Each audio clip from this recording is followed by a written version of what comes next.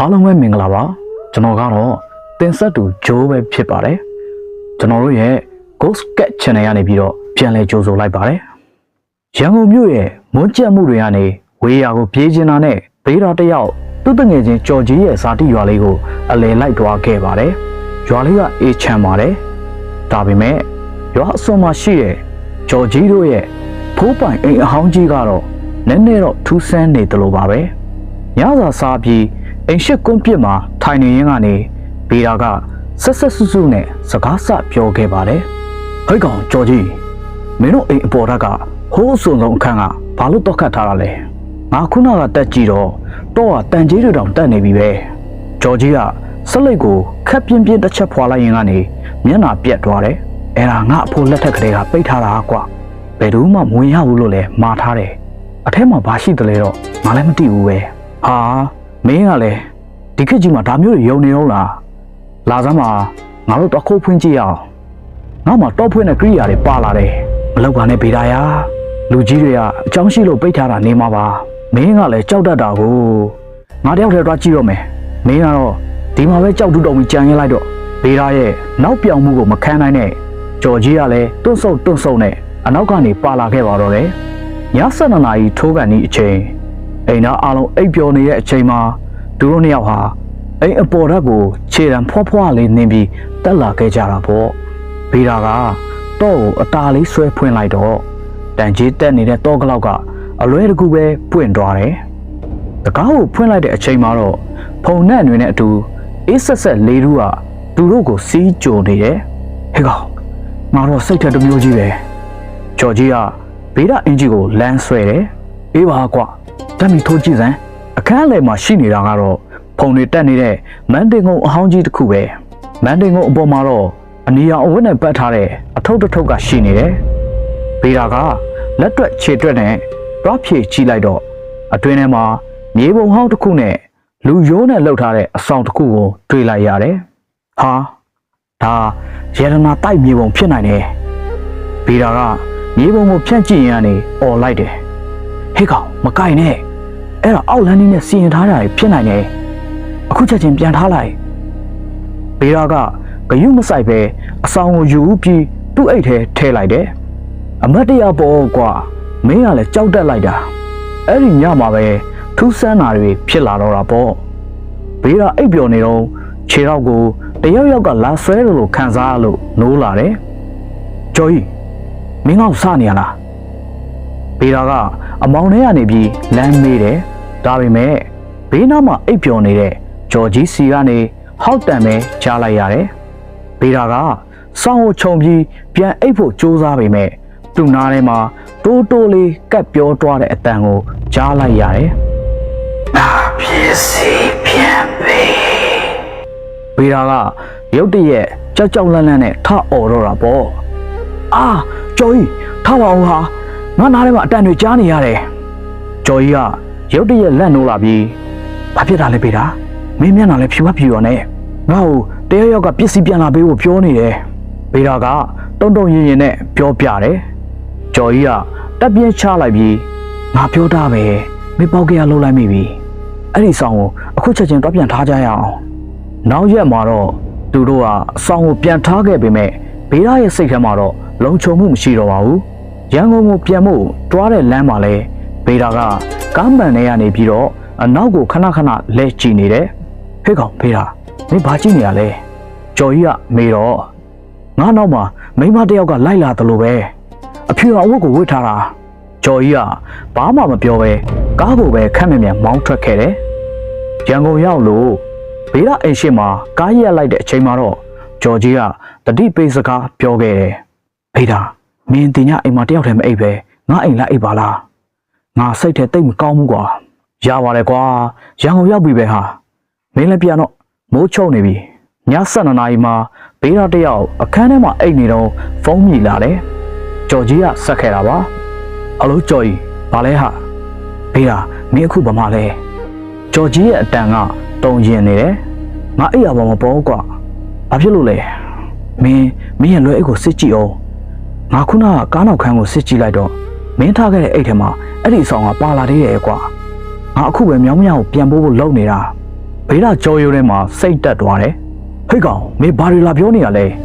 အဲ့ဒီဆောင်ကငါတို့စီမှာမရှိတော့ဘူးလေငါတို့နှစ်ယောက်ပြန်ထားခဲ့ပြီပဲမဟုတ်ဘူးလားမဟုတ်ဘူးဘေးဒါအခုငါလက်ထဲမှာရှိတယ်ဒါပေမဲ့ထူးဆန်းတာကမင်းရဲ့အခန်းကလေးမောက်မှာမိန်းမတယောက်ရက်နေတယ်လို့ငါစိတ်ထဲမှာထင်နေရအောင်ဖုန်းလိုင်းကပြတ်သွားတယ်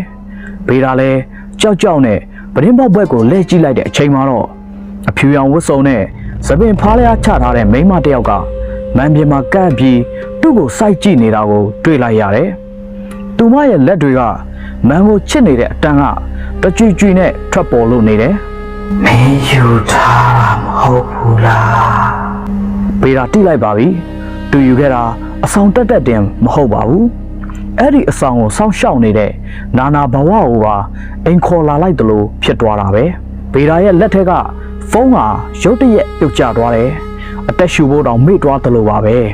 ပဒင်းပေါက်မန်းပြင်းမှာကတ်နေတဲ့အဖြူရောင်ဝတ်စုံနဲ့မိမကြီးရဲ့မျက်နှာကဖြူဖက်နေပြီးမျက်တွင်းတွေကဟောက်ပက်ဖြစ်နေတယ်သူမရဲ့လက်ထဲရှည်ကြီးတွေနဲ့မန်ကိုကုတ်ချစ်နေတဲ့အတန်းကနားထဲမှာဆူးရှနေပါတယ်ဘေးတော်ဟာအတိဝင်လာတာနဲ့အခန်းတကားကိုဖွင့်ပြီးဝုန်းကနေထပြေးတော့တာပေါ့အဲကန်တွေကိုရောက်တော့ဆိုဖာပေါ်မှာထိုင်နေတော့ဖုန်းပြန်မြည်လာတယ်ကျော်ကြီးစီရပါပဲဟယ်လိုကျော်ကြီးငါအိမ်ကိုအခုလာခဲ့ဦးငါဘယ်မှာတူရှိနေတယ်ကျော်ကြီးရဲ့အတန်ကတစ်ဖက်မှာလေတိုးတန်တွေနဲ့ရှဲမြည်နေတယ်ငါလာနေပြီပေးတာဒါပေမဲ့ငါကအခုလမ်းလေကောင်မှာရပ်သွားလို့ထူးဆန်းနေဟောင်းငါကမ်းမရှိမှလဲအနီအောင်စာတွေနဲ့ရင်းနေတယ်ဟာတက်နဲ့လဲရမယ်လေဟဲ့ကောင်ကြီးငါတို့တော့တကယ်ဒုက္ခရောက်ပြီထင်ပါတယ်ပေးတာဟာအိမ်တကားတွေကိုလိုက်ပိတ်နေတော့အိမ်ရှိတကားကိုတယောက်ကလာခောက်တံကိုကြားလိုက်ရတယ်ဘလို့လဲဘေးတာအော်မေးလိုက်တယ်ငါပါဘေးတာကျော်ကြီးရဲ့အဖိုးပါမင်းတို့ပေါက်ကရလှုပ်လိုက်တာငါတီးလို့လိုက်လာခဲ့တာဘေးတာဟာတကားကိုအမြန်ဖွင့်ပေးလိုက်တော့အသက်80ကျော်အရွယ်အဖိုးအိုတယောက်ဟာလက်ထဲမှာတောင်ဝေးတစ်ချောင်းကင်ပြီးတော့တကားဝရှေ့မှာရက်နေတာကိုမြင်လိုက်ရပါတယ်အဖိုးရဲ့မျက်နှာကတော်တော်လေးတီကြည်နေတယ်အဖိုးဘလို့ရောက်လာတာလဲဗျကျော်ကြီးကတော့လမ်းမှာကားပြက်နေတယ်ပြောတယ်အဖိုးကအိမ်ထဲကိုဝင်လာပြီးဆိုဖာမှာထိုင်လိုက်တယ်ကျော်ကြီးကငါ့ကိုဖုန်းဆက်တာကြားပြီးငါကရန်ကုန်ကိုအလုပ်ကိစ္စနဲ့ရောက်နေတာမင်းတို့ဖွင့်လိုက်တဲ့အခန်းကငါတို့မိသားစုမျိုးရိုးစင်ဆက်ထိမ့်သိမ်းလာတဲ့အခန်းကွာအဲ့ဒီခန်းထဲကအဆောင်ကဘာလဲဖို့ဘေးရာကတုံရီနဲ့မေးလိုက်တယ်ဖိုးကတက်ပြင်းချရင်ကနေပြီးတော့ပြန်ပြောပြတယ်လွန်ခဲ့တဲ့နှစ်ပေါင်း100ကျော်ကဒီရွာမှာမော်အတက်ကိုလိုက်စားတဲ့အမျိုးသမီးတယောက်ရှိခဲ့တယ်။သူကတရွာလုံးကိုဒုက္ခပေးလွန်းလို့ရွာသားတွေကအားလုံးပေါင်းပြီးတော့သူ့ကိုဝိုင်းတက်ခဲ့ကြတာ။ဒါပေမဲ့သူတေကန်ဒီမှာသူ့ရဲ့ဝိညာဉ်ကိုအဲ့ဒီအဆောင်ထဲမှာကျိန်စာတိုက်ခဲ့တယ်။အဲ့ဒီအဆောင်ကိုကင်မိတဲ့လူရွှေ့မိတဲ့လူနောက်ကိုသူအမြဲတမ်းလိုက်နေလိမ့်မယ်။ဒါဆိုကျွန်တော်ဘယ်လိုလုပ်ရမလဲအဖိုးကျွန်တော်တို့အဆောင်ကိုပြန်ထားခဲ့ပြီလေ။ပြန်ထားခဲ့ပေမဲ့မင်းရဲ့တွေးကအဲ့ဒီအဆောင်ပေါ်မှာစွန့်သွားခဲ့ပြီမဟုတ်ဘူးလားမင်းအခန်းတော့ကိုဖွင့်တော့ကလက်မှာဒဏ်ရာရခဲ့တယ်မဟုတ်လားဘေးရာဟာရုတ်တရက်တတိယသွားတယ်ဟုတ်တယ်တန်ကြီးတက်နေတဲ့တော့ကလောက်ကိုသူဖွင့်လိုက်တော့ကလက်ညှိုးမှာနည်းနည်းလေးရှသွားခဲ့တာပဲရုတ်တရက်အိမ်ထဲကမီးတွေအကုန်လုံးကမိတ်သွားတယ်မောင်အတိကျသွားတဲ့အထဲမှာအဖိုးရဲ့တောင်ဝေးခောက်တဲ့အတန်းကတတောက်တောက်နဲ့ထွက်ပေါ်နေတယ်ဘေးရာမင်းနောက်ကိုမကြည့်နဲ့အခုငါပြောတာကိုသေချာနားထောင်အဖိုးရဲ့အတန်းကရုတ်တရက်လေးနဲ့တွားတယ်သူအခုမင်းရဲ့အနောက်မှာရက်နေပြီသူက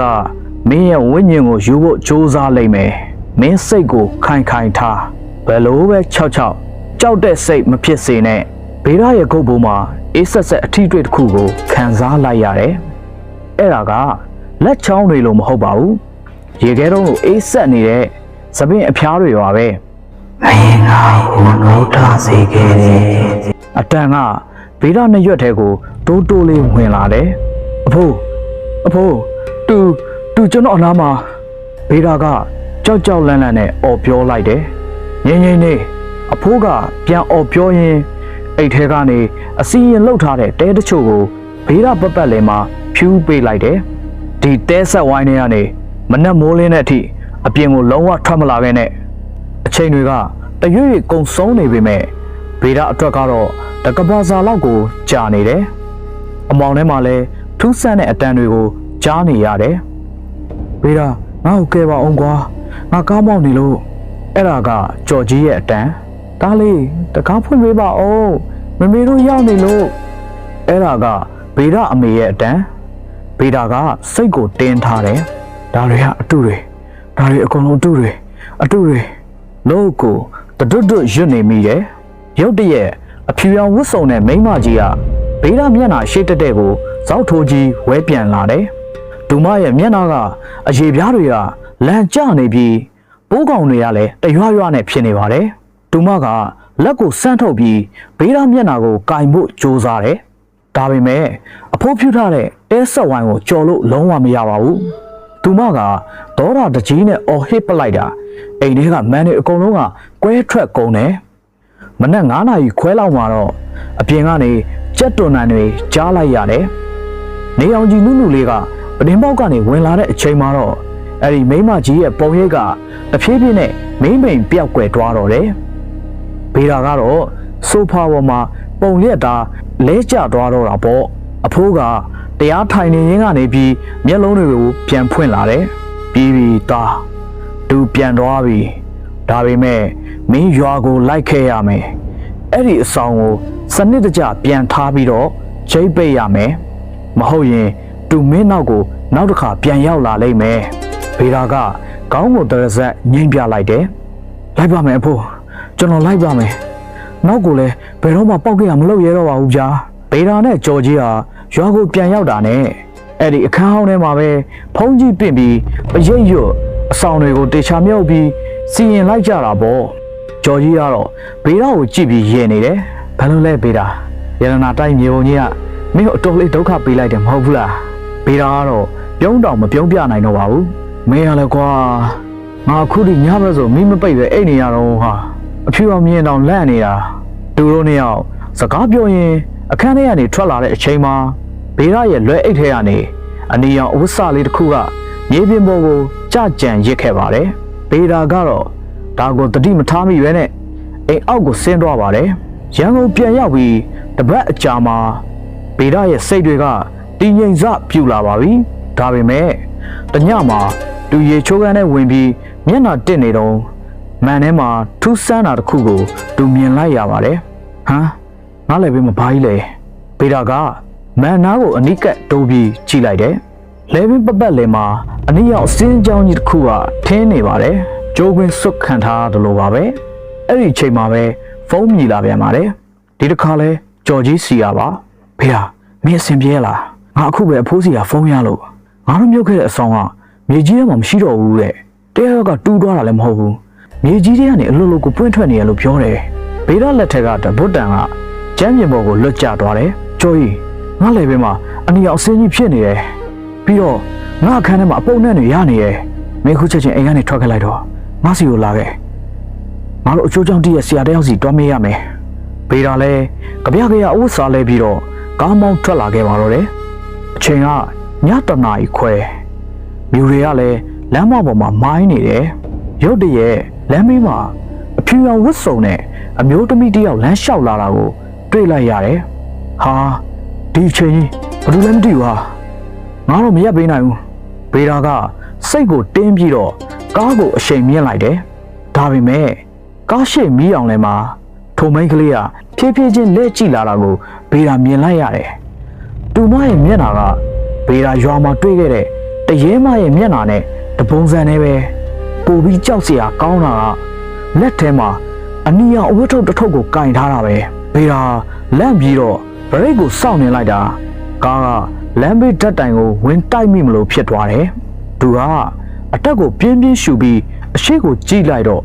ဘယ်သူမှရှိမနေပါဘူးစိတ်ထင်တာနေပါပါလို့ရွတ်နေတော့ကားနောက်မှန်ကိုတယောက်ယောက်ကတတောက်နဲ့ခေါက်နေတယ်ဘေးတာကနောက်ကြည့်မှန်နေကနေကြည့်လိုက်တော့ကားနောက်ခန်းထဲမှာအဲ့ဒီတရေမှထိုင်နေတာကိုမြင်လိုက်ရတယ်သူမကဘေးတာပခုံးပေါ်ကိုလက်အေးဆက်ဆက်ကြီးနဲ့တင်လိုက်ပြီးတိုးတိုးလေးပြောတယ်မင်းငါ့ကိုတားခဲ့လို့မရဘူးဘေးတာဟာဘလို့နဲ့ဘလို့ကြော်ကြီးရဲ့အိမ်ကိုရောက်လာမှန်းမတိလိုက်တော့ပါဘူးကားပေါ်ကစင်းချင်းကြော်ကြီးကိုဖက်ပြီးငိုတော့တာပေါ့ကြော်ကြီး ငါနောက်မှာတူပါလာတယ်ကားထဲမှာတူရှိနေရဲ့ကျော်ကြီးကဘေးတော့အိမ်ထဲကိုဆွဲခေါ်သွားတယ်အိမ်ထဲမှာတော့လူကြီးတစ်ယောက်ကပရိစိတ်ရင်နဲ့ထိုင်နေတယ်သူကတော့ကျော်ကြီးတို့နေဘက်ကနာမည်ကြီးရဲ့ဆရာကြီးဥပကုံပဲထိုင်စမ်းဘေးတော့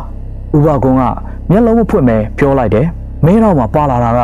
တရေတက်မဟုတ်ဘူးအဲ့ဒါအညို့အတေးကြီးရဲ့ဝိညာဉ်ပဲသူကမင်းရဲ့အတွေးနဲ့အသားကိုစားကျင်နေတာဆရာကျွန်တော်ကိုကဲပါဦး